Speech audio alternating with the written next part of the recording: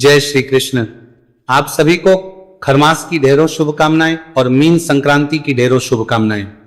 प्रिय दर्शकों, आज के इस वीडियो में हम विशेष रूप से बात करेंगे कि खरमास जो है वो कब से शुरू हो रहा है और कब समाप्त हो रहा है। इस खरमास में क्या कार्य करने चाहिए, क्या कार्य नहीं करने चाहिए, कौन से काम हैं जो पूर्णतः प्रतिबंधित हैं और अगर कार्यों को करना चाहें तो क्या उनके उपाय हो सकते हैं।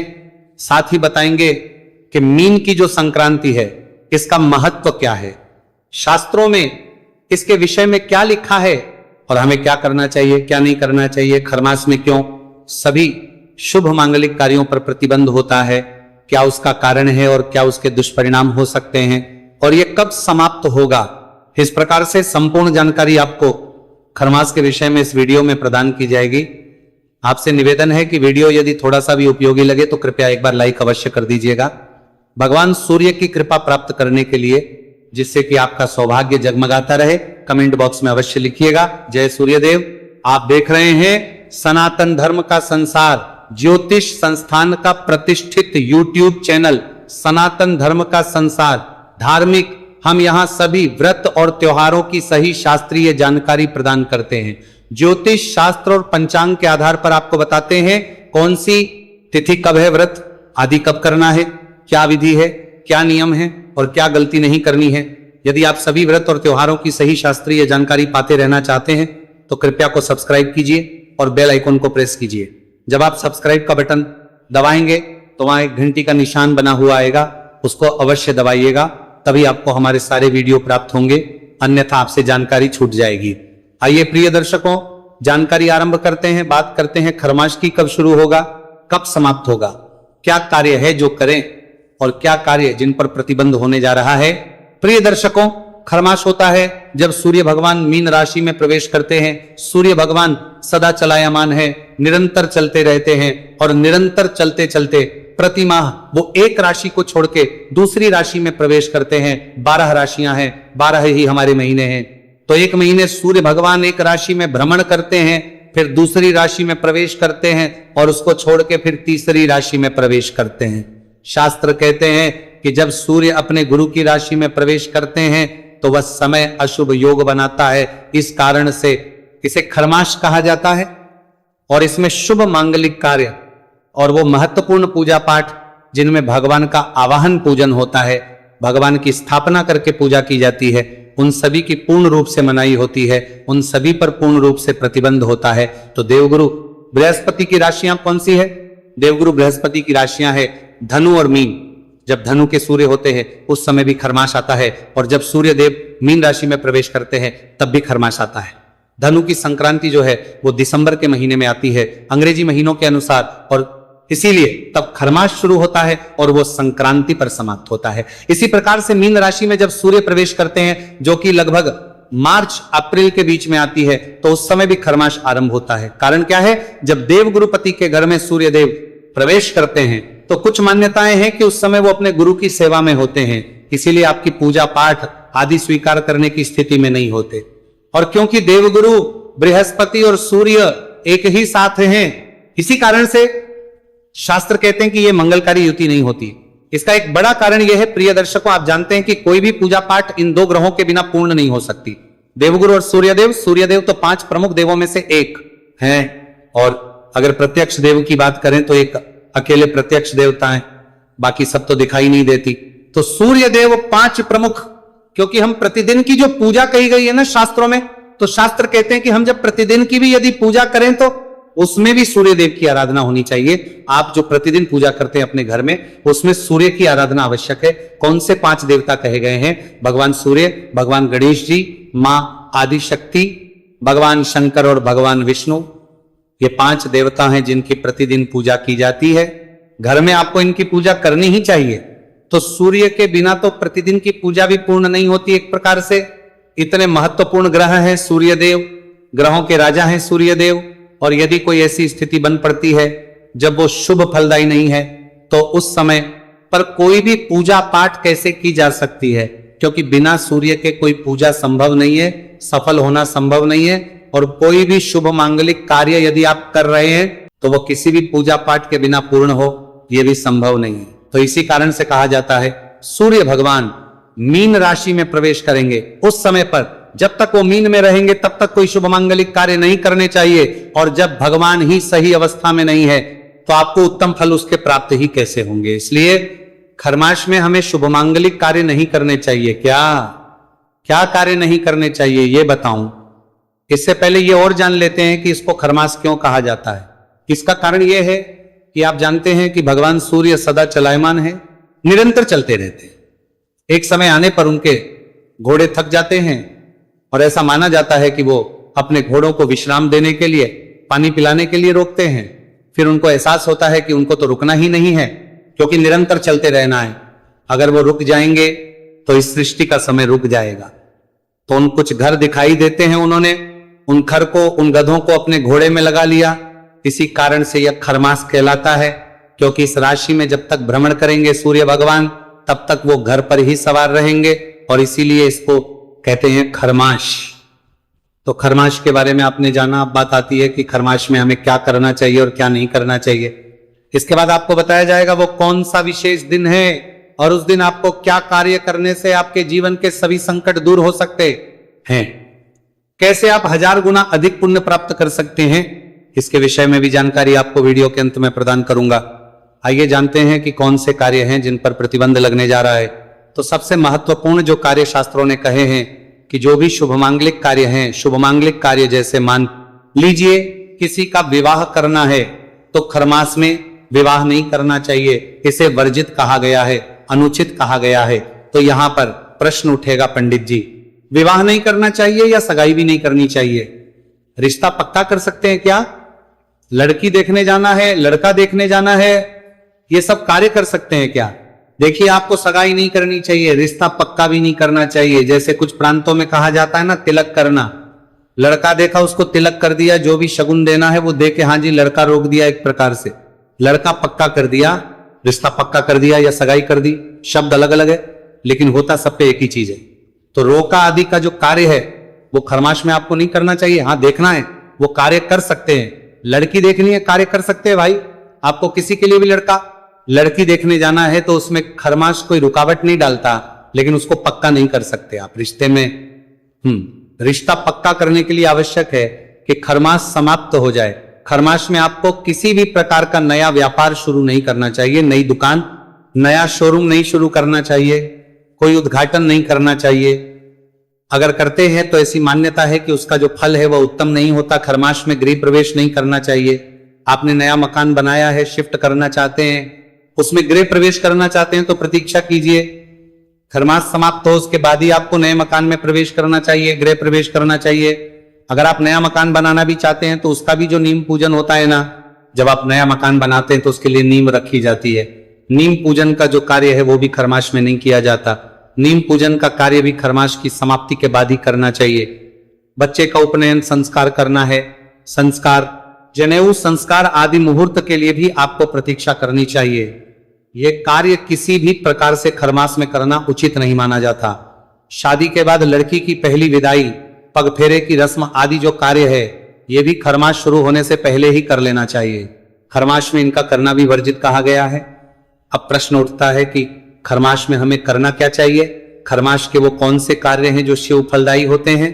प्रिय दर्शकों, खरमास जो है वो हर प्रकार से खराब नहीं। खरमास में बहुत से ऐसे कार्य भी हैं जो आपको बहुत ही अधिक पुण्य प्रदान करते हैं। शास्त्र कहते हैं कि खरमास मनुष्य के पुण्य कर्मों को बढ़ाने के लिए है, पुण्य फल को बढ़ाने के लिए है, मनुष्य पुण्य फल को बढ़ाने के लिए है कि जीवन में जितने भी पाप कर्म रहे हो उनके नाश के लिए खरमास बड़ा कल्याणकारी महीना है। इस महीने में जितना हो सके मनुष्य को दान करना चाहिए। खरमास में दान की बड़ी महिमा है।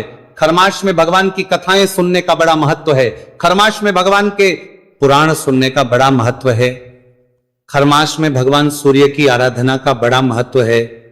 अगर आप कर सकें तो खरमास में प्रतिदिन सूर्य को जल दीजिएगा। और सूर्य को जल कैसे देना है? एक लोटा लीजिएगा, लोटे में पहले थोड़ा सा गंगा जल भरिएगा, उसके बाद शुद्ध जल भरिएगा। लाल पुष्प अगर आपके पास हो तो लाल पुष्प लीजिएगा, उसमें डालिएगा, शत लीजिएगा, अक्षत डालिएगा और थोड़ी सी रोली डालिएगा। ये सभी चीजें उसमें डाल के और उसके बाद सूर्य देव को अर्घ्य दीजिएगा। अर्घ्य की विधि मैंने चैनल पर वीडियो में की है, तो आप उसको अवश्य देख लीजिएगा कि अर्घ्य कैसे देना चाहिए सूर्य को। अर्घ्य आपने खरमास में अवश्य ही देना है, इसका ध्यान रखिए, क्योंकि खरमास में सूर्य की जितनी आप आराधना करेंगे उतना आपका कल्याण होगा। खरमास में सूर्य की आराधना सूर्य देव को प्रसन्न करने के लिए, सूर्य का आशीर्वाद प्राप्त करने के लिए सर्वोत्तम कही गई है। तो जितना हो सके आप सूर्य की आराधना कीजिए। अब आप कहेंगे पंडित जी सूर्य की आराधना क्यों करें, क्या मिलता है? सूर्य आपको सब कुछ देने वाले हैं, सूर्य ग्रहों के राजा हैं, आप राजा की तरह जीवन व्यतीत करेंगे। अगर सूर्य की कृपा आपको प्राप्त हुई तो सूर्य अपने जैसा तेज देते हैं आपको, जैसा उनके ऊपर तेज है ना, सदा प्रकाश पुंज है सूर्यदेव, उसी प्रकार से आपको उतना तेज देते हैं जिससे आप भी चमकते हैं सूर्य की आराधना करने से। बहुत से ग्रहों के दोष मिट जाते हैं, क्योंकि मैंने आपको बताया कि सूर्य ग्रहों के राजा है, सूर्य ग्रहों के राजा है की आराधना करने से और सूर्य को प्रतिदिन जल देने से आपका ओरा बदलता है। ओरा जो आज की भाषा चलती है ना कि मनुष्य का एक रुतबा होता है, वो रुतबा बनता है। कैसे? सूर्य की आराधना से जो सूर्य की आराधना करता है ना, उसे बड़ा ही उत्तम स्थान प्राप्त होता है, उसे परिवार में सम्मान मिलता है, उसे समाज में सम्मान मिलता है। जहां आप नौकरी करते हैं वहां सम्मान मिलता है, अगर आप घर में रहते हैं तो घर में भी सम्मान मिलता है। सूर्य आपको तेजों में बनाता है, आपको राजा बनाता है, आपके महत्व को बढ़ाता है और लोगों के बीच में आपकी इमेज को बड़ा अच्छा करता है, लोग पीछे खींचे चले आते हैं। अगर आप सूर्य की आराधना करते हैं और आपको सूर्य की कृपा मिल जाए तो इसीलिए आपको सूर्य की आराधना खरमास में सबसे कल्याणकारी है और ये करनी ही चाहिए। मैंने कार्य बताइए, सूर्य की आराधना दान जितना हो सके दान दीजिए, अन्न दान दीजिए, धन दान दीजिए, वस्त्र दान दीजिए, और अधिक कुछ ना कर पाए तो अपना श्रम दान दीजिए, अर्थात कहीं जाके मंदिर आदि में जाके स्वयं सेवा कीजिए। ये बहुत बड़े दान है। सभी प्रतिदिन का नियम बनाइए, कथा सुनिए, भगवान की कथा सुनिए, चैत्र मास चल रहा है, पूरे खरमास सुनिए, गीता सुनने का नियम ले सकते हैं। ये सभी वो पाठ हैं जो आपका कल्याण करेंगे, ये सभी वो पाठ हैं जो खरमास में आपको बहुत अधिक पुण्य प्रदान करेंगे। अब प्रश्न उठता है कि वो कौन कार्य है और वो कौन सा विशेष दिन है जो हमें नहीं भूलना चाहिए, और खरमास शुरू कब होगा तथा खरमास समाप्त कब होगा। प्रिय दर्शकों, सूर्य जब मीन राशि में प्रवेश करते हैं ना तो उसको कहते हैं मीन की संक्रांति, और उसी दिन से खरमास की शुरुआत हो जाती है। सबसे पहली बात तो खरमास की जो शुरुआत हो रही है वो हो रही है 14 तारीख को 1 बजे के बाद। 14 तारीख को लगभग 1:05 पर रात्रि की बात कर रहा हूं मैं। 14 के रात्रि को जब 12 बजे के बाद 15 तारीख लग जाएगी तो रात्रि को 1:03 पर सूर्य जो है वो मीन राशि में प्रवेश करेंगे और इसी के साथ खरमास की शुरुआत होगी। अब क्योंकि ये रात्रि को संक्रांति हो रही है, रात्रि को सूर्य देव राशि परिवर्तन कर रहे हैं, इसीलिए इसका जो पुण्य काल रहेगा ये महापुण्य काल रहेगा। ये रहेगा अगले दिन 15 तारीख को, 15 मार्च को इसका महापुण्य काल रहेगा। पुण्य काल रहेगा संक्रांति। जितना भी पुण्य आप प्राप्त करना चाहते हैं ये सबका मिलेगा आपको। ये मिलेगा आपको 15 तारीख को, 15 मार्च को। और 15 मार्च को ध्यान दीजिएगा कि एकादशी भी है, बड़ा उत्तम योग बन रहा है।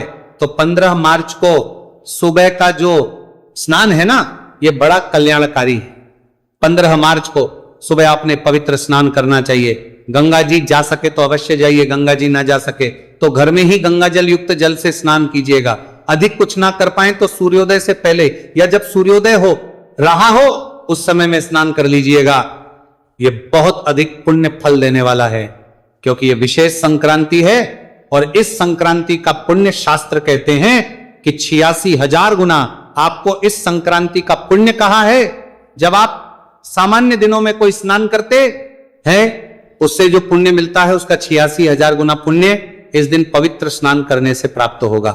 तो इस दिन आपने सुबह का जो स्नान है ना वो गंगाजल युक्त स्नान अवश्य करना है। शास्त्र कहते हैं कि तो ये जो दिन है इस दिन आप जो भी दान करेंगे, जो भी सत्कर्म करेंगे, जो भी जाप करेंगे, जो मंत्र जप करेंगे वह सब अक्षय हो जाएगा। अक्षय पुण्य देने वाला ये दिन हो गया। आप जो पुण्य कमा सकते हैं कमा लीजिए। आपका सब पुण्य इस दिन अक्षय होने वाला है जो कभी नष्ट नहीं होगा। तो इस दिन आपको प्रातः काल के स्नान का ध्यान रखना है।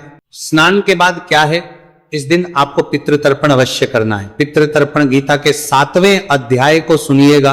गीता के 7वें अध्याय को सुन के और उसका पुण्य जो है ना पितरों को अर्पित कीजिएगा। ये आपका कल्याण करेगा। ये आपके पितरों को 86,000 गुना अधिक तृप्ति करेगा। एक तो ये एकादशी का दिन है, उसमें भी संक्रांति का योग। ये जो गीता के 7वें अध्याय को सुन के पितृ का तर्पण करने का नियम है, तर्पण करने की विधि है, ये आपको अत्यंत पुण्यदायी और अक्षय पुण्यदायिनी रहेगी। जब पितृों को तृप्त करेंगे तो वो अक्षय रूप से तृप्त होंगे। ये कोई साधारण योग नहीं है, इसका जितना हो सके लाभ लीजिए, लाभ लीजिए, लाभ लीजिए। सबसे पहले एक लोटा लीजिए तांबे का, उसमें थोड़ा सा गंगा जल भरिए, फिर शुद्ध जल भरिए, थोड़े से काले तिल उसमें डाल लीजिए, कुशा है तो कुशा डाल लीजिए, चंदन हो तो सफेद चंदन डाल लीजिए, आसन लगाइए, लोटे को सामने रखिए और दक्षिण दिशा की ओर मुख करके बैठ जाइए।